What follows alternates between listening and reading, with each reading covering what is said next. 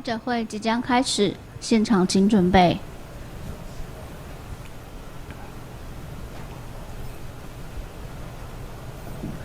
5、4、3。各位朋友，大家早安。今天受到台美台风外围环流以及东北季风的双重影响，在宜花北基地区要严防剧烈的降雨，而台湾的各离岛、各沿海以及中部地区也要留意强阵风的影响。气象署目前持续进行剧烈豪雨的加强作业，比照台风警报的规格，密集提供预报的资讯，也请大家要多多注意安全。首先，我们先从卫星云图上来看，在台湾南方的这片云系就是台美台风。目前它正在逐渐通过菲律宾吕宋岛的陆地，预计会持续往西移动，进入南海。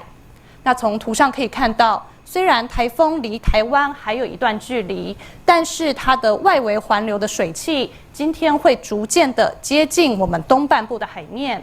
而同时加上目前因为有东北季风的影响，因此在迎风面的北部、东半部地区，今天降雨的状况都会明显而持续。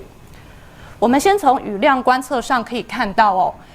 目前为止的降雨主要都还是集中在桃园以北以及宜兰到北花莲地区。那这主要是因为昨天开始在东北季风的影响下，迎风面的雨势就已经逐渐持续的发生，尤其到今天的凌晨之后，北海岸的降雨更为明显。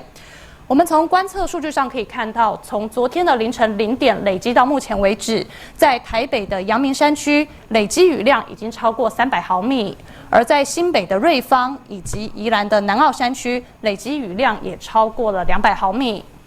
我们预估今天台风外围环流的影响会越来越明显，因此从现在开始的未来24小时都是这段降雨高峰的时期。我们预测在未来的这24小时，整个累积降雨的状况，在宜兰的山区以及北海岸有机会达到大豪雨的等级，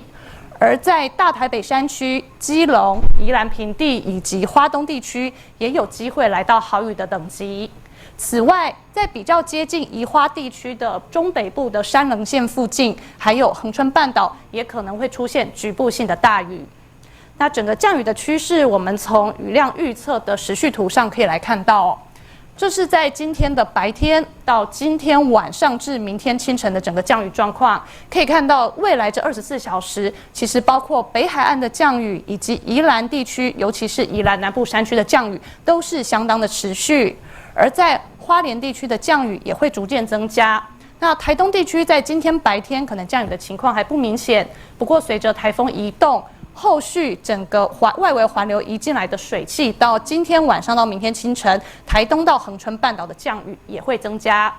而到了明天，随着台风会稍微比较往西移动之后，北部北海岸这一带的降雨有机会稍微减少下来，不过整个东半部到明天雨势还是会蛮明显的，所以提醒这些地方的朋友要特别的注意。不过呢，我们从图上也可以看到在整个中央山脉的阻隔之下，台风外围环流的水汽几乎对我们西半部，尤其苗栗以南到台南地区的天气没有太明显的影响，因此这些地区今天的天气还是会以阴天到甚至有些地方还可以看到阳光为主。但是呢，就是要留意台风外围环流带来的强风还是相当的明显。我们从风力分布图上可以看到，其实昨天已经很多地方都出现了明显的强风，而今天整个风力的状况还是会持续。在台南以北的沿海，以及到北海岸跟东南部恒春半岛以及各离岛，风力都是明显的偏大。尤其在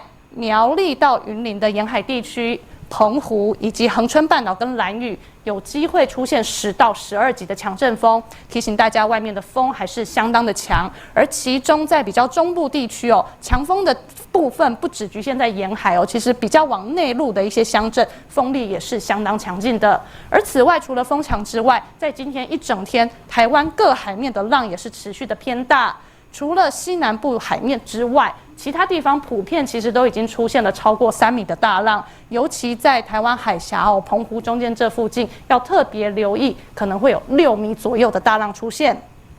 所以要提醒大家，其实今天到明天的清晨都还是整个台风外围环流加上东北季风影响我们很明显的时间，在这段期间要持续的严防豪大雨，尤其是在北北基东半部跟恒春半岛，特别是宜兰山区北海岸雨势会特别明显，在这些地方容易出现坍方、落石或一些积淹水的现象，提醒这些地方的朋友要特别留意。而此外，风力还是相当的强劲，我们也要提醒在台南以北、台东沿海地区以及各离岛地区的朋友，外出的时候，尤其行车交通要特别注意安全，特别是通过桥梁或者高架路段的时候，要注意强风的影响。而此外，因为台湾各沿海的浪还是普遍的明显偏大，这段期间也请大家要尽量避免前往海边活动。以上就是今天上午的说明。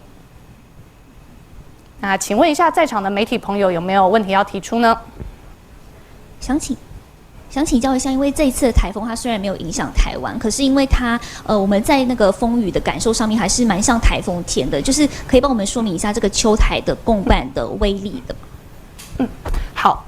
那您这个问题我们分成风跟雨的部分来说明第一部分我们先说明风。其实可以看到，台风的中心离台湾相当的远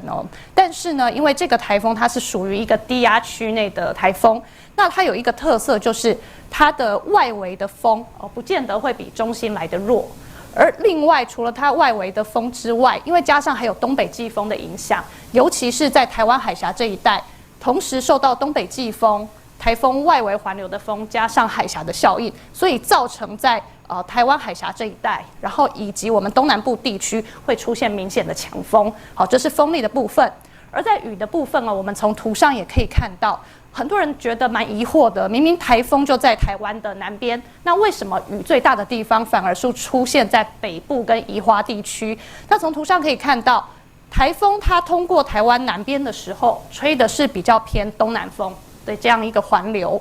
那因为进入秋季之后，在我们的北方会有一些高压带着东北季风南下，如果这个东北季风遇上台风外围的东南风的环流的时候，容易在我们的东部到北部海面这里出现明显的对流雨带。而这个雨带再加上台风整个风向是往我们台湾的地形来做推送的话，受到地形举升的影响，降雨就特别容易锁定在东北部、北海岸、大台北这些地方，尤其是山区。那这个也是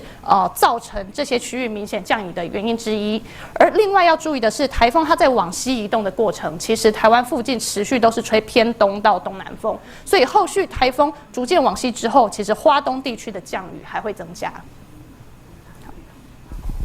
想要再请教一下，台美台风进到南海之后，它的速度会变慢嘛？然后以及它跟后续在关岛的热带系统，它会不会互相牵引，然后对台湾的影响？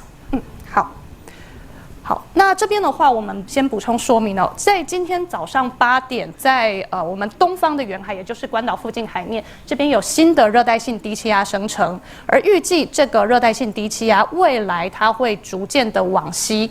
慢慢的接近也是菲律宾东方海面这一带。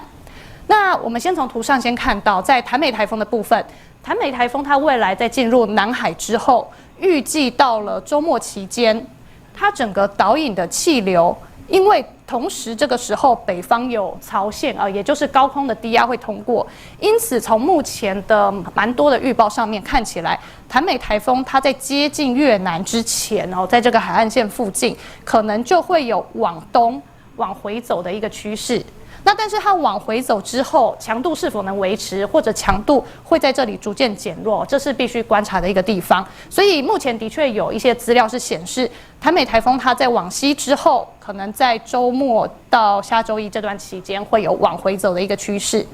那后续很多人关心这两个热带的这两个台风是否会有互动的状况。那另外一部分也是牵涉到了，到时候这个热带性低气压它来到菲律宾东方海面的时候，它的强度以及它的速度，要看这两个系统它的强度以及它的距离是否有一些配合到的条件，那才会影响到这两个系统之间是否有互动。但我们可以看到，因为这些事情都还是至少周末之后才有可能会发生的状况所以目前接下来这几天我们就是密切的持续观察。